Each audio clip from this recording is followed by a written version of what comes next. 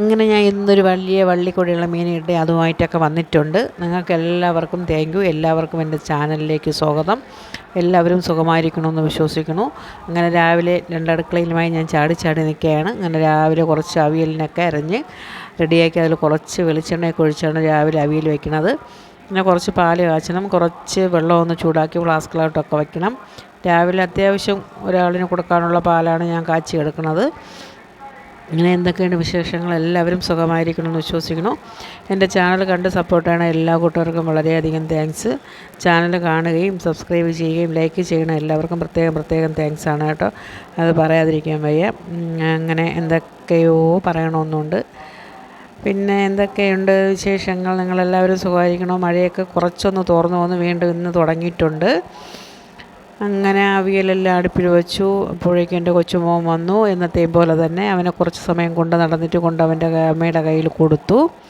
അത് കഴിഞ്ഞ് കുഞ്ഞിൻ്റെ ഒരു പാല് കുപ്പി തിളപ്പിക്കാൻ വേണ്ടി വെച്ചു. കുറച്ച് തേങ്ങ ഒന്ന് തീയൽ വയ്ക്കാൻ വേണ്ടി വറക്കാനിട്ടു. അച്ചമ്മയ്ക്ക് മാത്രം എന്ന് രാവിലെ ഇരിക്കും ഒന്നീ തേങ്ങ തീയലിന് വറക്കും, അല്ലെങ്കിൽ മീനിന് വറക്കും, അല്ലെങ്കിൽ വെണ്ടയ്ക്ക വറക്കും. അതുകൊണ്ട് ഞാനും ഇന്ന് അച്ചമ്മ ഇന്ന് കടത്തി വെട്ടാൻ വേണ്ടിയാണ് നോക്കുന്നത്. ചേച്ചി സുഖമാണോ? ചേച്ചിക്ക് സുഖമില്ല എന്ന് പറഞ്ഞു. ഞാൻ ഒരു ദിവസം വീഡിയോ കാണാതിരുന്നപ്പോൾ ചേച്ചിയെ വിളിക്കണമെന്ന് വിചാരിച്ചു, വീഡിയോയിൽ നോക്കണമെന്ന് വിചാരിച്ചതാണ്. ചേച്ചിക്ക് സുഖമാണെന്ന് വിശ്വസിക്കണു. അച്ചമ്മാസ് ബ്ലോഗിന് പ്രത്യേക സ്നേഹാന്വേഷണം. നമ്മളൊരു നാട്ടുകാരല്ലേ, അതിന് പ്രത്യേക സ്നേഹാന്വേഷണം. അങ്ങനെ ഞാൻ രാവിലെ ഒരു കടലക്കറി വെച്ചു ദോശയ്ക്ക് വേണ്ടി. സൂപ്പറായിട്ട് കൊള്ളാം. ഞാൻ നല്ല കഴിക്കുന്നതുകൊണ്ട് എനിക്കറിയാം. അങ്ങനെ അവിയലൊക്കെ വെച്ചു. അവിയൽ നരച്ചിട്ട് കുറച്ച് നേരം ഒന്ന് അടച്ചു വെച്ച് പച്ച ചുവയൊക്കെ മാറിയതിന് ശേഷം ഒന്ന് റെഡിയാക്കി എടുക്കാം. അങ്ങനെ അവിയൽ റെഡിയായി. പിന്നെ രാവിലെ കുറച്ച് ചാള മീനൊന്ന് ഫ്രൈ ചെയ്തു. നിങ്ങളെ മത്തിയായിരിക്കും, ഞങ്ങളെ ചാള. അതൊന്ന് ഫ്രൈ ചെയ്തു. പിന്നെ തീയലിന് വേണ്ടി കിഴങ്ങും ഉള്ളിയാണ് കേട്ടോ. ഉരുളക്കിഴങ്ങും ഉള്ളിയാണ് ഇന്നത്തെ തീയൽ. അതിലൊരു സവാള കൂടി ഇടാൻ വേണ്ടി അരിഞ്ഞെടുത്തു. പിന്നെ ഞാൻ ഏകദേശമൊക്കെ ഇപ്പം ഇവിടുത്തെ അടുപ്പിൽ തന്നെയാണ് വയ്ക്കുന്നത് കേട്ടോ. ഇവിടെ ഒരു ഗ്യാസൊക്കെ ഫിറ്റ് ചെയ്ത് വെച്ചിട്ടുണ്ട്.